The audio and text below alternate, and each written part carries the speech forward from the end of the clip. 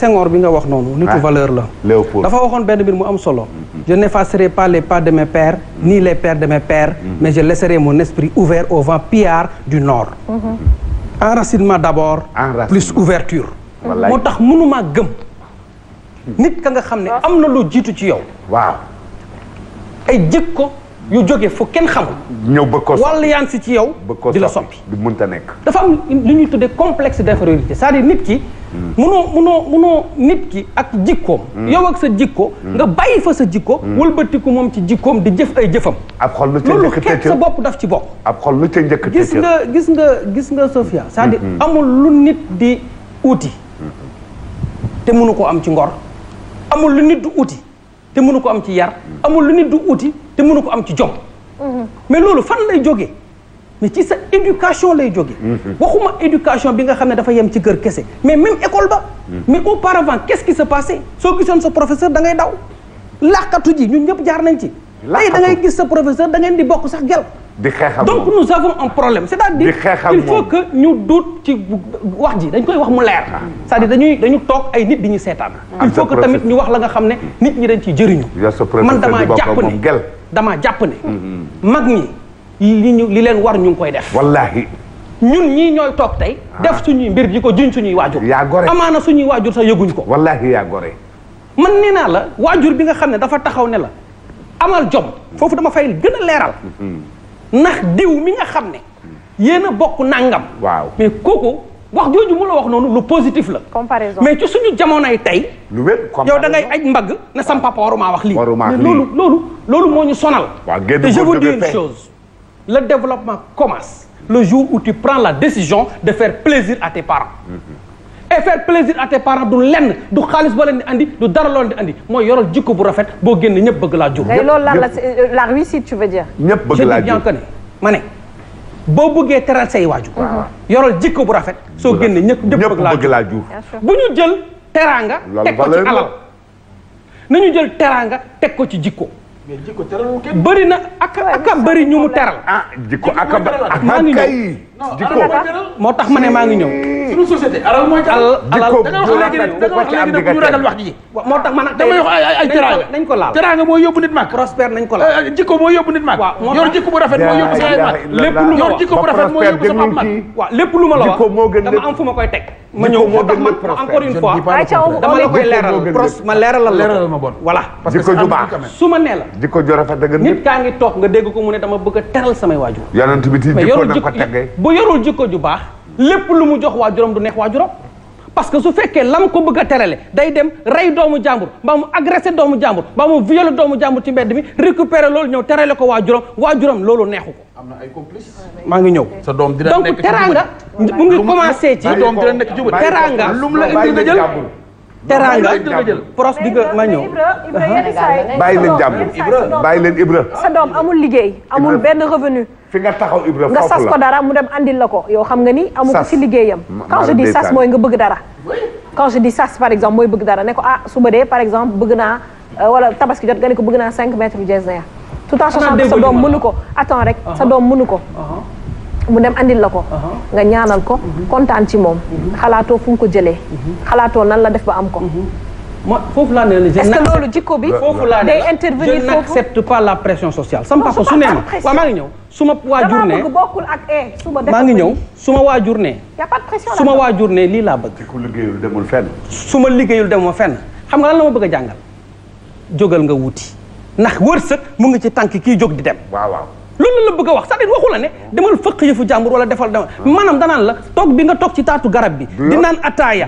di yey caaf di lijjanti ay gel di jëw di wax lu sa yoon nekkul loolu la bëgg a ay da laa bëgg a wax ne la soxla naa la nga xam ne yow doom bi ma jur yow rek yaa ma ko mën a jox te pour nga jox ma ko il faut que nga jóg ci ni sa melokaan bi il faut que nga soppi ko maanaam nit ñi ni ñu doon waxee dañ la doon yar mais dañ doon utiliser ce qu'on appelle l'ironie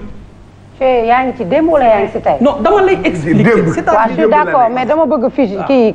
ci temps bi yaa ngi ci démb njëkk wala yaa ngi ci toujours xam nga moo tax ma ne dañ ko buux parents yi. donc su ma nee dañ ko buux parents yi il faut que ma ñëw ci démb. wax tamit irresponsabilité jeune tey. parce que c'est irresponsable nga def say yëf ba pare jiñ ko say waajur. man foofu laay waxee. encore une fois ma jeexale foofu noonu. encore une fois. nañu xam ne gis nga la responsabilité de tout un chacun dafa am solo même gis nga yàlla yow jàng nga alxuraan daf la ko wax gis nga bés boo jëfee say jëf say waajur jëf seen jëf keneen jëf ay jëfam gis nga bés bu ñu leen tegee ci këru dëgg bi yow say jëf ci lañ lay atte duñ la atte ci say jëf waajur il faut que nit ñi jël seen i responsabilité ci seen i jëf te bàyyi di ko jiñ nit ñi non maanaam il faut que les gens soient responsables de leurs actes alxuraan mi nga def allusion moo ne bu ëllëgee dinaa laaj moo sàmmee woon en fait ki mu laaj attends foofu damay ñëw tamit loolu danaa ko leeral ki mu laaj ni muy sàmmee xam nga ki mu sàmmee laa wax voilà maa ngi ñëw sàmm laa la wax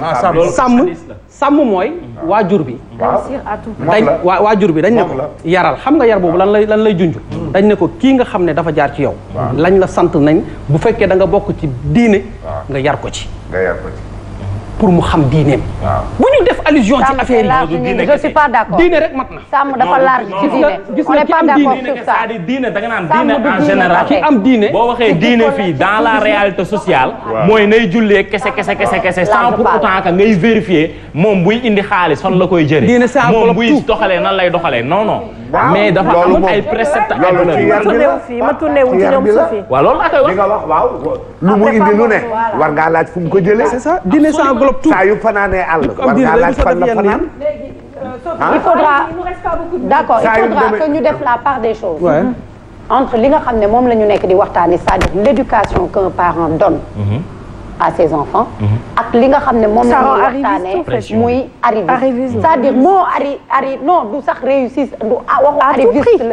la ñuy waxtaanee une personne qui réussit à tout prix ñun ñu dellu ginnaaw ni la am na ñoo xam ne tey ñi ngi def lu nekk ci àdduna bu ñu toogee damaa bëgg teral sama yaay damaa bëgg teral sama papa kooku boo ma ko waxee ca kaw damaa bëgg teral bi mën naa ko bañ a gëm ci kàddu ne na assumer ay responsabilités mais ñi nga on est dans une même société biñ lay nangulee ne waajur dina sàmm soññ doomam ngir mu baax soññ doomam ngir mu liggéey c'est cette même société que le waajur di toog di wax doomam ay kàddu yoo xamante ni tey day génn jaay yàppi yaramam ngir réussir te it ñi nga dama ne waajur bu baax bu ne bu sa doom demee jaay ji njàmbaa ni ko kii ngeen baal ñu ci kàddu bi waxee indil la war nga di laaj sa doom surtout bu nekkee ci sa tutelle foo jëlee lii ci sàmm la bokk maa ngi ñëw waaw maa ngi ñëw gis nga dañ temps bi dafa jeex papa wallaay maa ngi ciy ñëw xam nga temps bi dafa jeex damay brosse rek il faudra pas ñuy nangu lii di làq lii dama wax njing lu am importance ma ne ko ñi nga mu ne ma ne ko société bii ñu nekk tey teral say wayjur fier ci yow moom mooy objectif premier tout enfant ni nga naan yar sa doom mu baax mooy objectif premier tout parent doom joo gis ci kaw suuf muy góor comme jigéen bëgg nga teral say wayjur léegi ci kaw bëgg boobu ngay am si àdduna ci la sa wayjur di la comprendre soo amul wala ci la lay mettre pression boobu ngay bañ a dégg ba yow boo génnee li nekk sa bopp mooy toujours di la sa wayjur parce que nag lu ñu ñàkk yaran parent bi da lay contrôler ba benn âge am na ñoo xam ne dañuy am sax liggéey Safia nekk seen biir kër waajur parce que sëyeguñu wala amaguñu soxna am na ñoo xamante ni tey bu ñu fayeekoo salaire seen waajur moo leen wax lu ñu ciy def on est au Sénégal waajur yi ñooy diriger lu bëri ñooy wax à part quelques enfants yu manqué kilifa il faut le dire xale yi tey lu ci bëri seen i waajur la ñu nekkal moo tax on parle de pression et dama ni Safia dañuy soril débat bi di wax modèle xoolal ci Sophie Gueye xoolal ci diw man sama yaay su may yedd na tàmbale ci boppam tey man su may wax ne bu may wax générosité ak social gis naa sama yaay ni mu mel ak doomu aadama première modèle doom waajur la il faut qu'on arrête un peu maanaam waajur bi la d'abord c'est-à-dire première responsabilité bi mi ngi ci waajur dama ne fii ngay gis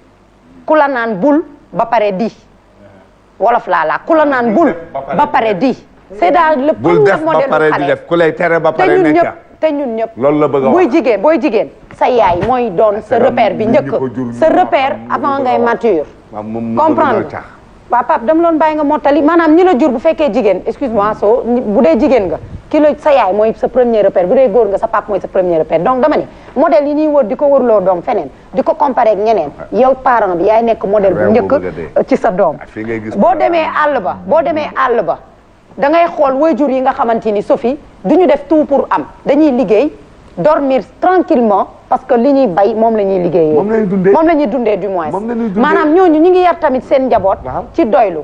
am na ñoo xam ne seen kii du sedd seen ginnaaw du sedd. parce que ñu ngi tës si àdduna. ndax arrivisme bi ak ut alal joo xamante ni parfois sax du lew. te dama ne waajur boo daan dem uti alal nga ñëw indil ko je me rappelle très bien li sama waajur bu góor di wax li ci des yàlla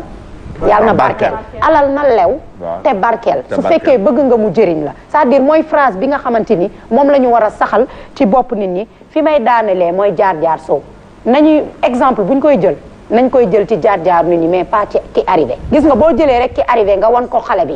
du xam fa mu jaar ba war a arrivé fi mu arrivé nañuy jël ay personnes exemplaires yu am jaar-jaar yoo xam ne boo jàkkaalee xale bi na nga ko fii la aw ak fii ak fii ak fii dina tax ne xale bi dina ne ah dara xëyul sotti kon jaar-jaar dafa baax ci dundu doomu aadama man foofu laay daanelee juste pour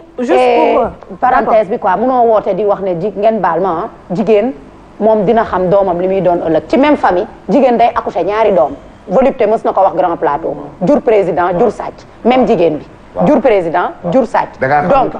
jur président ba pare benn biir bi mën a génnee ab sàcc d'accord donc il faut noter que l'éducation d'un enfant engage les deux parents l'éducation d'un enfant engage les deux parents auto-éducation bi ma lay rejoindre mooy yar bi muy yar boppam ginnaaw ñaari waajur nan ko loxo mu bañ ñaar ñooy yar doom ñaar ñooy defar doom ñaar ñooy defar doom ñaar ñooy yar doom fa ñaar ñooy defar ba muy jur sàcc ba xam nga ndax teg nan ko loxo maa ngi ñëw pour répondre un peu à Bijou Gueye je pense mi ngi ci internet yi pour juste Bijou Gueye pour juste lui expliquer qu'on est toujours ci thème bi mais thème bi chaque semaine dañ koy def ñaari yoon donc première partie bi on essaie de développer li nga xam ne mooy ñëw avant li ñuy waxtaanee parce qu'on parle d'arriviste lii tax nit ji di arriviste la plupart du temps mooy ñu bëgg loo xam ne attanul seen poste da ngay dem di defi li nga xam ne tu es sûr que toox yi duna mën la cee fekk yaa ngi bëgg a réussir à tout prix am na ñoo xam ne seen yar moo tax lu ñu am rek dañ koy doyloo y a des gens dañ leen éduquer de telle sorte que bu ñu amee 5000 boobu mën nañ ko dundee semaine duñ ko yàq am na ñoo xam ne tey bu ñu leen joxee 5000 doyul ci seen journée seen style de vie seen style de vie seen style de vie moo tolloog loolu mais nag am na gune yu mën a lekk fukki ci yar bi la ci éducation bi la éducation dafa am solo ci xale te sa yaay ni mu lay éduquer noonu ngay demee sa yaay bu tàmmee di la tëkkaleeg ñeneen ñoo xam ne bokkoo leen sax style de vie ñoo xam ne fi ñuy dund ak yow fi ngay dund bokkul parce que mën ngeen bokk koñ te franchement doo leen bokk style de vie ñaari kër taxaloo nañ te bokkuñu ñaari xale yi bu ñu génnee di foo ci mbedd mi kii da nga koy dégg muy saaga ndey kii doo ko dégg mu wax benn petit mot bu dépassé parce que niñ koy yaree la donc sàmm bi ñuy sàmm noonu njaboot bi dafay am solo laataa ñuy ñëw ci lii pousser nit ñi aski ñuy nekk arriviste am na ñoo xam ne mënoo wax ba duñ ko lijjanti dañ la naan sax kii de façon mënoo wax lu mu ŋànk dafay dagg parce que li mu bëgg a lijjanti tay bu la nee dina wàccee 10 millions ci kër gi tay dina ko wàcce dina ko lijjanti parce que dafay lijjanti kat la preuve Sénégal léegi ko wax looy liggéey danaan la businessman la danaan la damay business il va pas te dire ci lii laay business damay business ci lii damay lu nekk lu yëngu rek yaa ngi koy lijjanti andi donc foofu la thème bi toll pour vous expliquer un peu Pape Mor Lo ñu bàyyi la nga daaneel ma ñëw ci pros ak ci ñi ngi tëj émission ba waaw dafa am wax boo xam ne daanaka émission bi boo moytuwul ñun ñëpp tudd nañ ko muy doyloo dama naan émission bu doon waa ab xadis buy wàcc xadis bi doyloo la